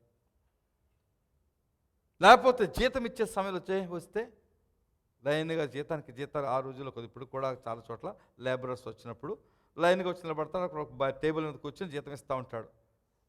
అటు చూసుకుంటాడు, నీ పేరు ఈయన సతీష్ గారు వచ్చారు, నువ్వు గత వారం 5 గంటలే పనిచేస్తావు, ఇదిగో నీకంత. ఆయన వచ్చారు, స్వరూప్ గారు వచ్చారు, మీరు 7 గంటలు పనిచేస్తారు, మీకు జీతం ఇది ఇస్తాడు. ఇంకా ఆయన వచ్చారు, మన సహోదరులు వచ్చారు, మోజస్ గారు వచ్చారు, నువ్వు గత వారం అంతా పని చేయలేదు, వచ్చావు పని చేయలేదు, నీకు 0 వెళ్ళిపోమంటాడు. దాని అర్థం అది. మిమ్మల్ని అడుగుతాను, మీరు దేవుని పని ఏ విధంగా చేస్తున్నారు? మీకు ఏమైనా తెలుసా? దేవుని పని చేస్తున్నారా? లేదా పని చేయకుండా జీతం కొరకు వస్తారా? ఆలోచించడు ఒకసారి. మీకు అందరికీ దేవుని పని ఉంది, అందరికీ ఉంది. ప్రతి ఒక్కరు కూడా సాక్ష్యము చెప్పాలి. అందుకే అపొస్తలుల కార్యంలో 1వ అధ్యాయంలో ఏమంటారంటే, మీరు నాకు లోకమంతం వరకు కూడా సాక్షులే. కనీసము సాక్ష్యం. నాలాగా ప్రసంగాలు చేయమని కాదు, లేకపోతే పాస్టర్ని అక్కడ కాదు, మీరు సాక్షులై ఉండాలి. ఏదో పని సంఘంలో. ఇప్పుడు నేను అడుగుతాను మిమ్మల్ని ప్రశ్న. సౌదరులు రాజేష్ గారు వచ్చేస్తారు ఇక్కడ 4:30కో ఎప్పుడో వచ్చేస్తారు. 4:40 పిల్లల్ని వేసుకు, ఆయనకి 2 చిన్నపిల్లలు, చిన్నోళ్ళని ఎత్తుకుని వాళ్ళు తీసుకుని లేపేసుకుని వచ్చేసి ఇవన్నీ సెట్టింగ్ చేస్తున్నారు. నేనేమి ఇవ్వట్లేదు ఆయనకి, లేకపోతే కనీసం వెళ్ళి ఒకసారి థ్యాంక్స్ అని చెప్పట్లేదు. నేను బ్రదర్స్ చేస్తున్నారు థ్యాంక్స్, లేకపోతే వచ్చి మీ అందరి ముందు నిలబడి ఈయనకి అందరికి మనం చప్పట్లు కూడా పని చేస్తానని చెప్పట్లేదు. అడుగుతాను ఒక మాట, దేవుడు ఆయన చూడ్డా? మిమ్మల్ని ఆయన ఒకేలా చూస్తాడా? చెప్పండి, చూస్తాడా? మలాకి 3:16 ఒక మాట ఉంటుంది, అది ఇంగ్లీష్లో చాలా ఇంట్రెస్టింగ్ ఉంటుంది. I'll make difference between those who serve me and those who do not serve me. ఎవరంటే చూడండి, తెలుగులో ఏముందో నాకు గుర్తులేదు. 3:18 ఎవరండి? అప్పుడు నీతి గలవారెవరో, దుర్మార్గులు ఎవరు? దేవుని సేవించే వారెవరు?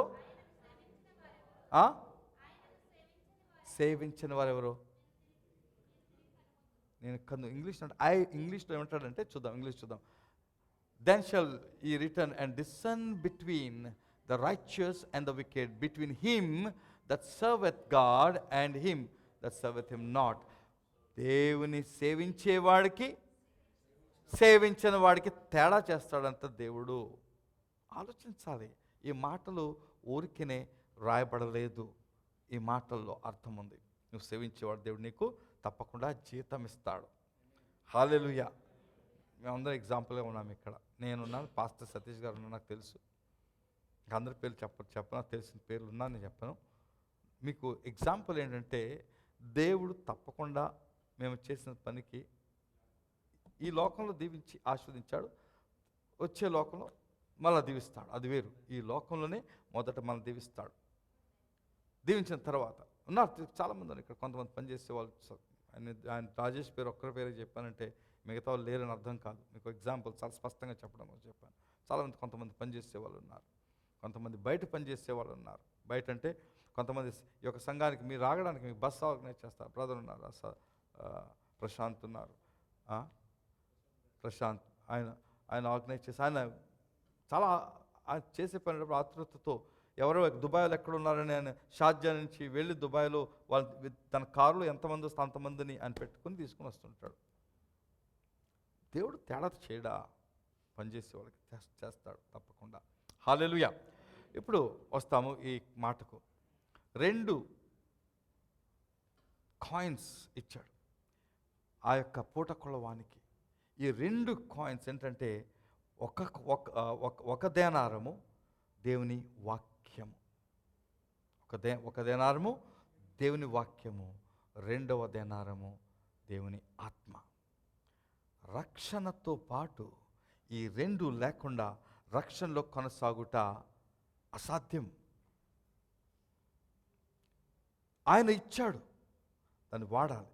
సపోజ్ నాకు ఇచ్చాడు, నేను అది మీ కొరకు వాడాలంటే నేను మీకు ఇవ్వాలి, వాడాలి. అది మీరు దానిని వాడుకొని దాని ద్వారా ఆశీర్వదించబడాలి. ఈ 2 దేనారులు మన అందరికీ ఇచ్చాడు. అనుకున్న పాస్టర్లకే కాదు, మీకు కూడా ఈ 2 దేనారులు, వాక్యం అనే దేనారము, అలాగే ఆత్మ అనే దేనారం కనబడుతుంది.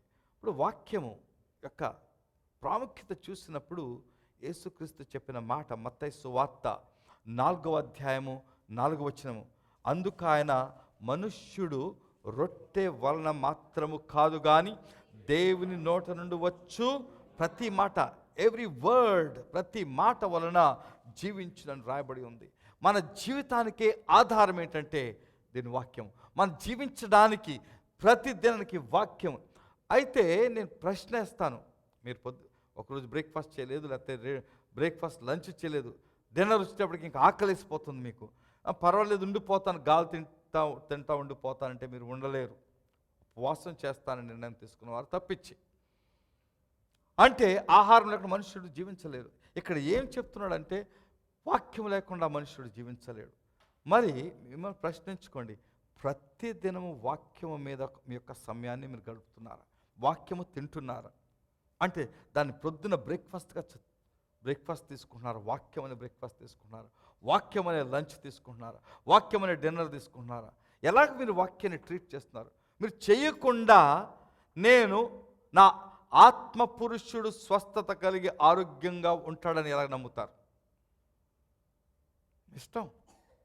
అందుకే ఎదగటం లేదు చాలామంది, ఆత్మీయంగా ఎదగటం లేదు. ఎందుకంటే వాక్యమును తినడం లేదు. వాక్యమును తినడం అంటే అందుకే మనకు తెలుసు, మొదటి కీర్తన, దుష్టులు ఆలోచన చొప్పున్నాడు ఒక మార్గం ఒక అపహాసకులు కూర్చుండగా యెహోవా ధర్మశాస్త్రము దివారాత్రం ఆనందించేవాడు ధ్యానించచ్చు దివారాత్రము. మీ ఆశీర్వాదం దాంట్లో ఉంది. కాబట్టి అది వాక్యం. అది వాక్యం రెండో విషయం ఏం చేస్తుందంటే మనం పరిశుద్ధపరుస్తుంది. ఇది ఎఫెసీయులకు రాసిన పత్రిక 5:26లో చూసినప్పుడు, 26 కాదు 25 నుంచి 27 వరకు ఇక్కడ రాయబడింది. అయితే దీంట్లో నేను లాస్ట్ మాట చదువుతాను, ఇది ఒకటే వాక్యం రాయబడింది. కాబట్టి వాక్యముతో ఉదక స్నానము చేత దానిని అంటే సంఘమును పవిత్రపరిచి పరిశుద్ధపరచుటకై దాని కొరకు తన్ను తాను అప్పగించుకొనెను. ఉదక స్నానము, వాక్యము మనకు స్నానం చేస్తుంది, కడుగుతుంది. అక్కడ అంటాడు యోహాను సువార్త 15వ అధ్యాయంలో బిగినింగ్లో అక్కడ ద్రాక్షవల్లి గురించి మాట్లాడుతున్నప్పుడు చెప్పే ముందు అంటాడు, నేను మీతో చెప్పిన వాక్యం విన్నారు కాబట్టి మీరు ఇప్పుడు పరిశుద్ధపరచబడ్డారు. ఆయన చెప్పిన వాక్యము విని అది మన హృదయంలోకి వెళ్ళినప్పుడు, ఆ వాక్యం మనలో పని చేసినప్పుడు మనం పరిశుద్ధపరచబడుతున్నాం.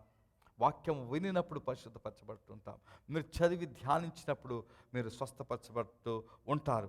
కాబట్టి వాక్యము మనకు ఆహారము, వాక్యము మనకు స్వస్థత, మనల్ని కడుగుతుంది. అలాగే వాక్యముకు పనిచేస్తుంది.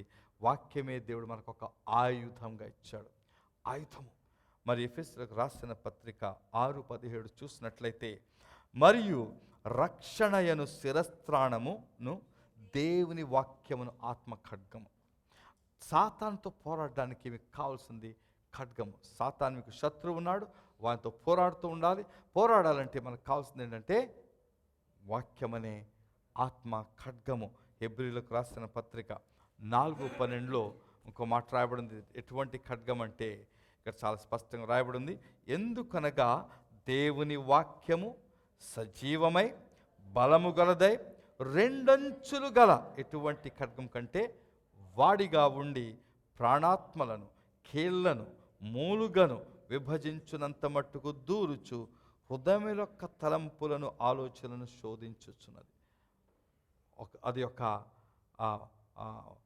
ఏమన్నాడు వెపన్ ఏమన్నాడు, ఆయుధంగా వాడబడుతుంది.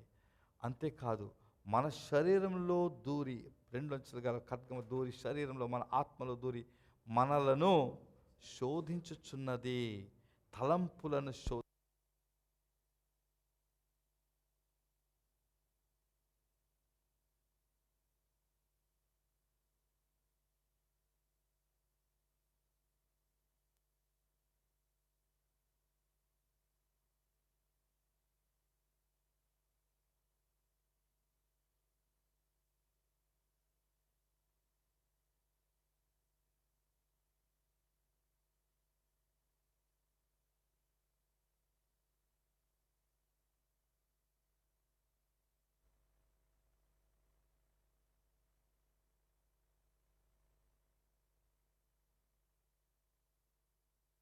మీరు చదివినప్పుడు మీ హృదయం శోధిస్తుంది, మీకు చూపిస్తుంది, మీలోని లోపమును కనపరుస్తుంది.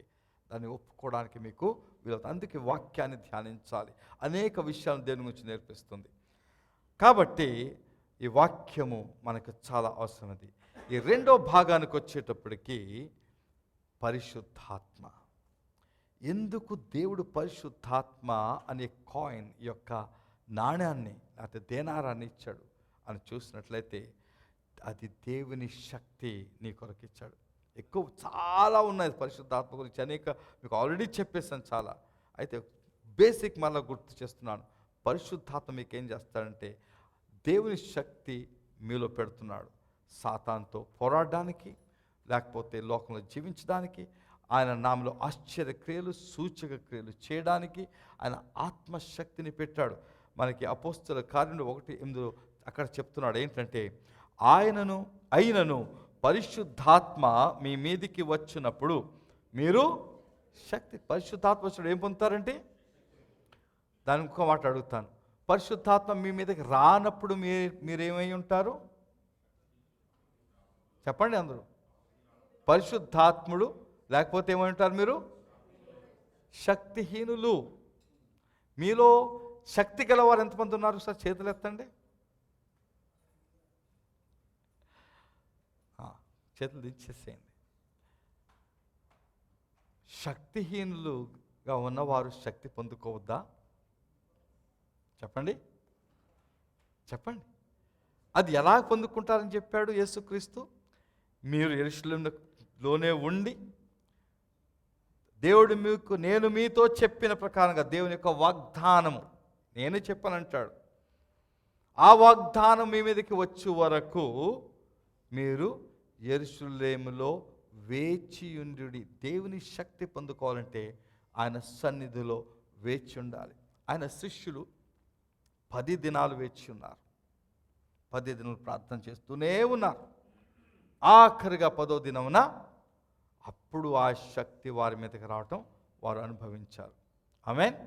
మీకందరికీ మేము ఆలోచిస్తున్నాం, ఈ యొక్క పరిశుద్ధాత్మ మీ మీదకి రావడం. మనకి ఆ రోజుల్లో 10 దినాలు ఒకే చోట కూర్చోడానికి మనకు లేదు, వారం కూర్చోవడానికి లేదు, లేదా 2-3 రోజులు ఒకే చోట కూర్చోని పరిస్థితి మనకు లేదు.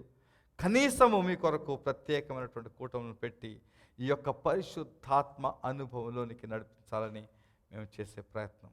అయితే మీకు ఆశ లేకపోతే, దాంట్లో ఆ యేసుక్రీస్తు ఆరోహణమైనప్పుడు దగ్గరగా 500 మంది ఉండి ఉంటారు అని మనము అనుకోవాలి. ఎందుకంటే ఒక చోట అంటాడు, యేసుక్రీస్తు ఎవరెవరు కనబడ్డాడని చెప్తూ ఒకేసారి 500 మందికి కనబడ్డాడు. ఎప్పుడు కనబడ్డాడు? ఎక్కడ మనకి దానికి రికార్డు కనబడటం లేదు. అయితే వారు ఆయన చుట్టూ కూడి ఉండగా వారందరి ముందు ఆరోహణమయ్యాడని కనబడుతుంది. నంబర్ రాయలేదు అక్కడ. బహుశా ఆయన వెళ్ళిపోతున్నప్పుడు ఎక్కువ మంది ఆ రోజునే వచ్చారు అని చెప్పుంటాడు. వెళ్ళిపోతున్నాను అని వచ్చినప్పుడు 500 మంది వచ్చారు. అయితే 500 మందికి మాట విన్నారు. ఏ మాట? మీరు వేచియుండుడి. అయితే అందరూ వేచి ఉన్నారా? 120 మందే. 120 మందే వేచి ఉన్నారు. 120 వేచి ఉన్నారు. 120 మంది అందరికీ కూడా పరిశుద్ధాత్మ బాప్తిస్మము కలిగింది. హల్లెలూయా. వేచి లేని వాళ్ళకే కలగలేదు. వాళ్ళు నమ్ముకొని యేసుక్రీస్తు మాట విన్నారు. ఇలాగే ఉంది సంఘం ఈరోజు. ఆయన మీ మీదకి వచ్చినప్పుడు మీరు శక్తి నొందెదరు. రెండోది ఏం కలుగు చేస్తుందంటే, ఆయన మనకు ఆదరణ ఇస్తాడు ప్రతిదినము కూడా. యోహాను సువార్త 14:16 చదివినప్పుడు, నేను తండ్రిని వేడుకొందును మీ యొద్ద ఎల్లప్పుడూ ఉండుటకై 14:16 ఉండుటకై ఆయన వేరొక ఆదరణకర్తను అనగా సత్య స్వరూపియగు ఆత్మను మీకు అనుగ్రహించును. అక్కడ కింద అంటాడు, లోకం ఆయన ఎరగదు, పొందనేరదు, లోకానికి సంబంధం లేదు. అక్కడ 18వ వచనం అంటాడు, మిమ్ములను అనాథులుగా విడువను, మీ వద్దకు వస్తును. ఎలాగొస్తును? ఆ పరిశుద్ధాత్మలోనే నుండి, నేనే పరిశుద్ధాత్మను, నేనే వాక్యమును, అయితే ఆత్మలో ఉండి నేను మీ దగ్గరకు వస్తాను, మీలో నివాసం ఉంటాను, అంతము వరకు ఉంటాను వాగ్దానం చేస్తున్నాడు ప్రభు. ఇంకోటి పరిశుద్ధాత్మ చేసే పని ఏంటంటే, ఆయన మనకు నేర్పిస్తాడు. ఆయన ఉపాధ్యాయుడిగా లేకపోతే బోధకుడుగా ఉంటాడు. అదే 14:26 చూసినప్పుడు ఆ మాట మీకు కనబడుతుంది. ఆదరణకర్త అనగా తండ్రి నా నామమును పంపబోవు పరిశుద్ధాత్మ సమస్తమును మీకు బోధించి నేను మీతో చెప్పిన సంగతులన్నిటినీ మీకు జ్ఞాపకము చేస్తాడు. హల్లెలూయా. బోధిస్తాడు, జ్ఞాపకం చేస్తాడు.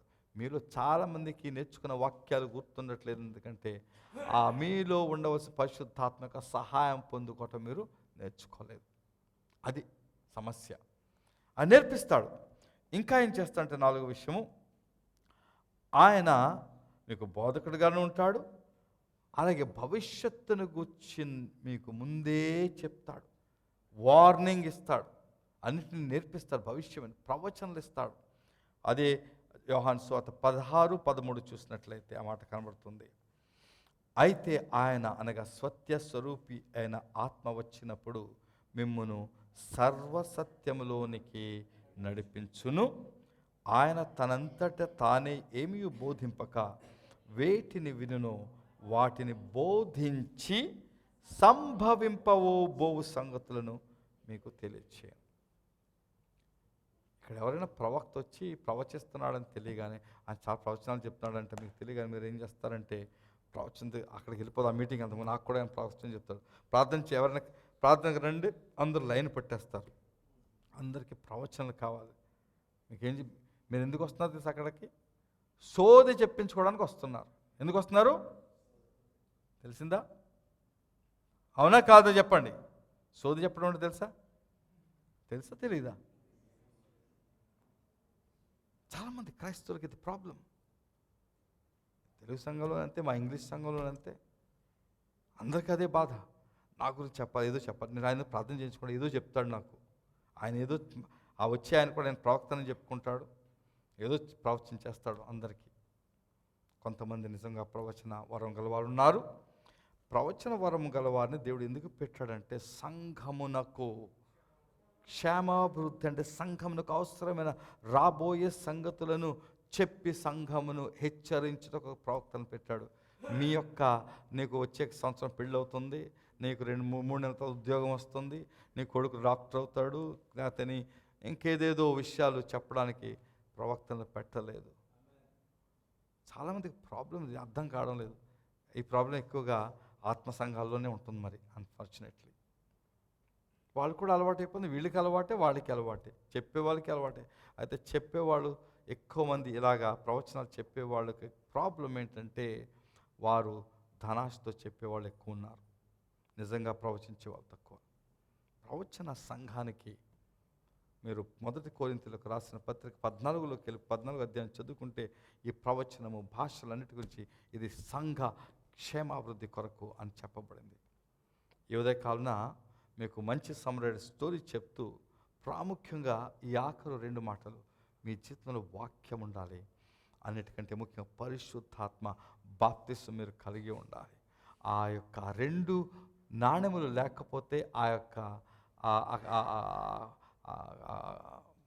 పూటకొళ్ళవాడు, సత్రము యొక్క కాపరి లేకపోతే సంఘ కాపరి సంఘాన్ని నడిపించలేడు.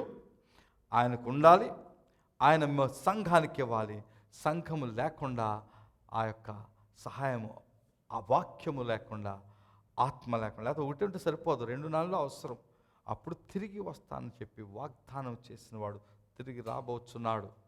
అయితే ఈ 2 ఉన్నవాళ్ళు చక్కగా ఆరోగ్యంగాను స్వస్థతై బలంగా ఉండి మళ్ళీ ఆ ప్రయాణం చేయడానికి సిద్ధపడతారు.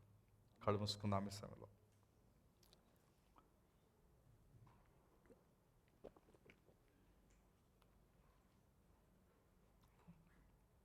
హల్లెలూయా.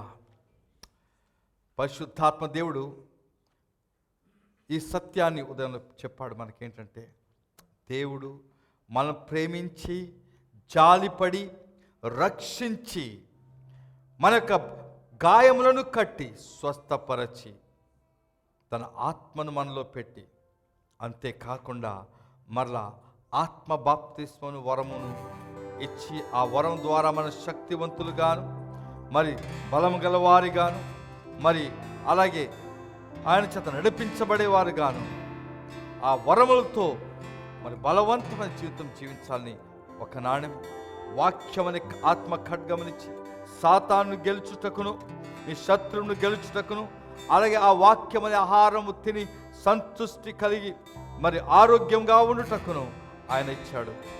అయితే నీవు వాటిని కలిగి ఉన్నావా?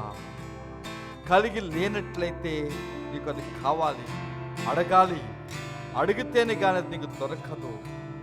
కాబట్టి నేను మీకు చెప్పే మాట అంటే దినదినము ప్రార్థన చేయాలి.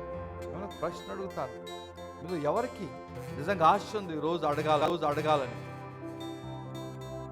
ఎవరికి ఉంది ఆశ? ఆశ ఉన్నవారు చూపించుకోవాలి మీ ఆశను. మీ చేతులెత్తుకోండి, పర్వాలేదు. ఎవరికి ఆశ ఉంది? వాక్యము ఆత్మ చేత నింపబడి శక్తి బలము గలవారే ఉండాలని ఆశ ఉన్నవారు అడగండి, చేతులెత్తండి.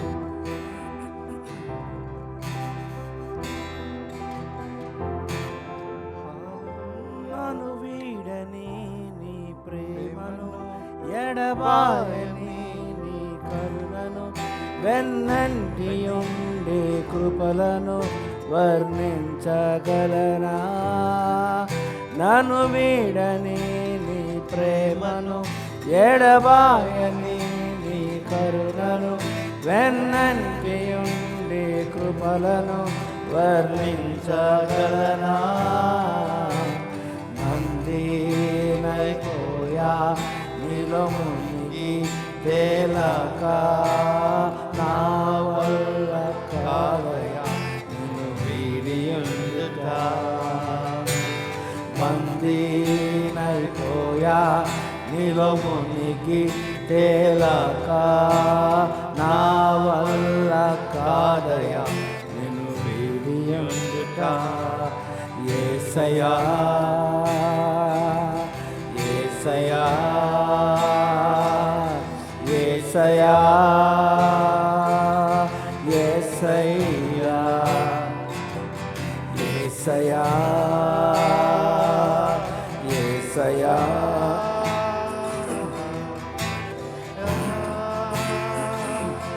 యేసయ్యా. నింపావు నీరు అగ్నితో, నింపావు నీరు ఆత్మతో, నింపావు జీవజలముతో, నేను మహిమపడుతును. నింపావు నీరు అగ్నితో, నింపావు నీరు ఆత్మతో, నింపావు జీవజలముతో, నేను మహిమపడుతును. బందీనైపోయా నీలో మునిగి తేలక, నా వల్ల కాదయా నేను వీడి ఉండుట. బందీనైపోయా నీలో మునిగి తేలక, నా వల్ల కాదయా నేను వీడి ఉండుట. యేసయ్యా యేసయ్యా యేసయ్యా యేసయ్యా యేసయ్యా యేసయ్యా యేసయ్యా యేసయ్యా. తండ్రి, యుద్ధ కాలమున నీ వాక్యము ద్వారా మాకు గుర్తు చేసావు ప్రభు. మాకు ఇచ్చిన ఈవులు నీ యొక్క వాక్యము, నీ యొక్క ఆత్మ ప్రభా. ఈ గొప్ప ఈవులను బట్టి ఎన్నో స్తోత్రం. అంతేకాదు మా మీద చిక్కుని మమ్మలను ప్రభా నీ యొక్క రక్తము చేత కడిగి గాయములు కట్టి నీ ఆత్మతో నింపి మమ్మలను కాచి కాపాడుచు మరి నిరంతరం కాపాడబడాలని మీ సంఘములో మమ్మల్ని చేర్చి మరి నీ యొక్క వాక్యము అలాగే నీ యొక్క ఆత్మని ఆ యొక్క సహాయంనిచ్చి నడిపిస్తున్నావు. నీకు స్తోత్రాలు. వచ్చిన బిడ్డలు వాక్యమైన అందరికీ నాకు వాక్యము కావాలి, నాకు పరిశుద్ధాత్మ ఆ బాప్తిస్మ శక్తి కావాలి అని ప్రతి ఒక్కరూ ఆశపడుచు ఆశకు తగినట్లుగా ప్రార్థన చేస్తూ ప్రభా నిన్ను అడిగినప్పుడు తప్పకుండా వారికి అందరికీ దయచేస్తావని ప్రభా మిమ్మల్ని ప్రాధేయపరచు అడుగుచున్నాను ప్రభా. మాకు ఇచ్చిన వాక్యం స్తుతులు చెల్లించుకుంటూ యేసుక్రీస్తు పరిశుద్ధ నామములో మీకు ఈ ప్రార్థన చెల్లిస్తున్నాను తండ్రి. ఆమేన్ ఆమేన్ ఆమేన్. అందరూ గట్టిగా చప్పట్లు కొట్టి ప్రభు నామమున కనపడదాం.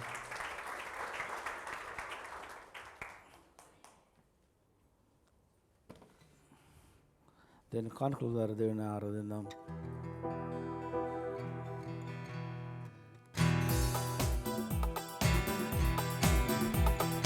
స్తోత్రించి కీర్తించి కొనియాడేదన్, మనసారా స్తుతించి ఘనపరచెదన్. స్తోత్రించి కీర్తించి కొనియాడేదన్, మనసారా స్తుతించి ఘనపరచెదన్.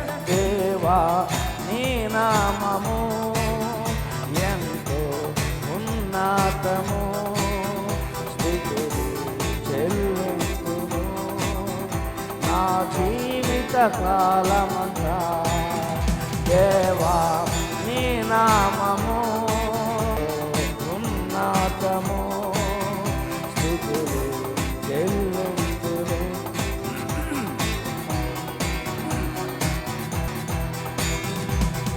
నీ నామం బలమైనది, నీ నామం ఘనమైనది. నా జీవితమంతా స్తుతించిన నీతోనే సరితూగునా. నీ నామం బలమైనది, నీ నామం ఘనమైనది. నా జీవితమంతా స్తుతించిన నీతోనే సరితూగునా. దేవా నీ నామము ఎంతో ఉన్నతము, స్తుతులు చెల్లింతును నా జీవిత కాలమంతా. దేవా నీ నామము ఎంతో ఉన్నతము,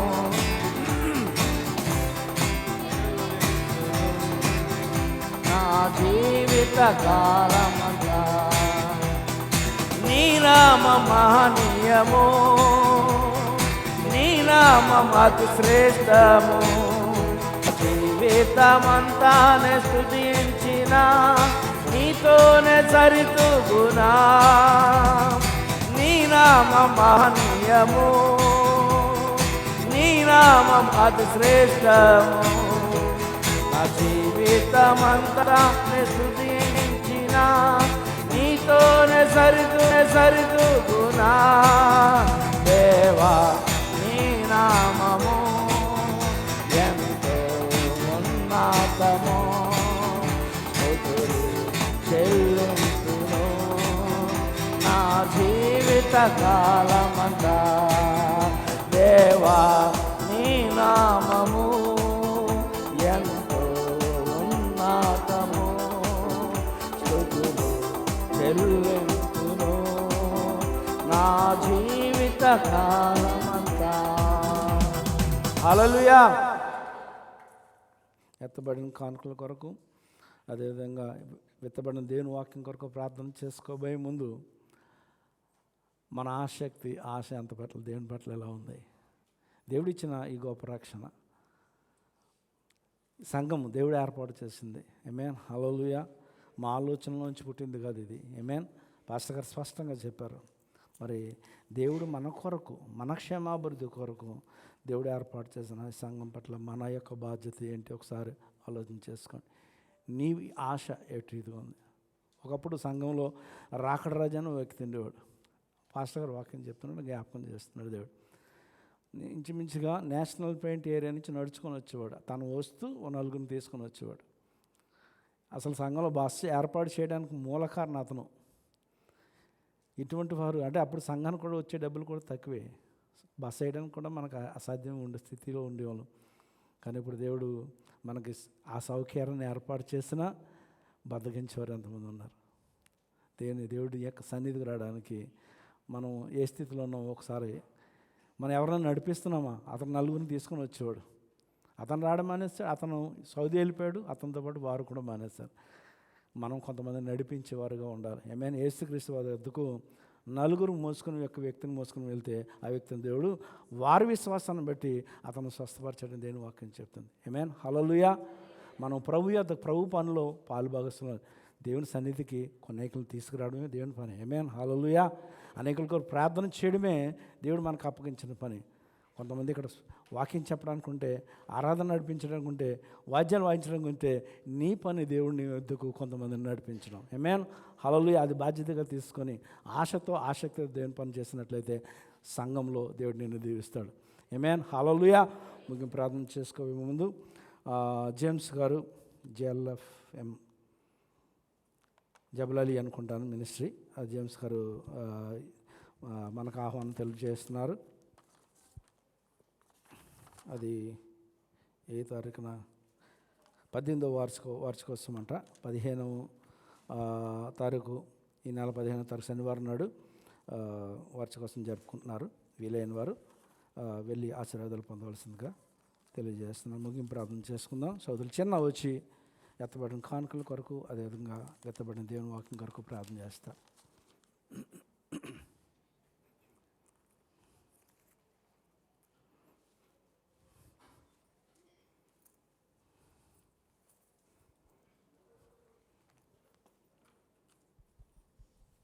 హల్లెలూయా, హల్లెలూయా, హల్లెలూయా. స్తోత్రం, స్తోత్రం, స్తోత్రం. సర్వాధికారి సర్వశక్తిమంతుడైన దేవానికి మహిమ చెల్లిస్తున్నాం తండ్రి. ఇంతవరకు ప్రభానైనా నీ కృపను బట్టి నడిపించుకున్న దేవానైనా, స్థుతులని ఆరాధనలు తోడై నడిపించుకున్నావు ప్రభా. దేవా ఇదిగో తండ్రి ప్రభాన చెప్పబడే వాక్యం బట్టి వందనాలు చెల్లిస్తున్నాము దేవా.